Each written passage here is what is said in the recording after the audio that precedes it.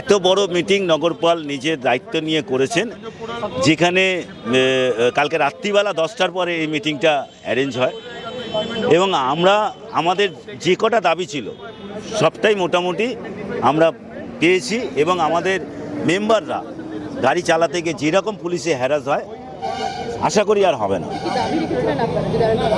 আমরা বিভিন্ন গার্ডের সার্জেনের ওপরে টিআইয়ের ওপরে অভিযোগ করেছি। 1 নম্বর, প্রতি মাসে আমাদের একটা কলকাতা ডিসি মিটিং করতো, সেটা বন্ধ হয়ে গেছে। এখন 2 24 পরগনা, হাওড়া এবং কলকাতা তো আছে, বিধাননগরও প্রতি মাসে একটা করে মিটিং করবে।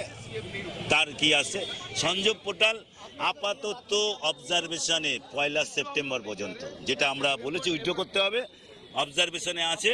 যদি কোনো ক্ষতিগ্রস্ত আমাদের মধ্যে এসে পড়ে তাহলে ওটা বন্ধ হবে, রেকটিফাই হবে 1 সেপ্টেম্বরের পর। বাংলা হান্টের আরো খবর দেখতে নজর রাখুন।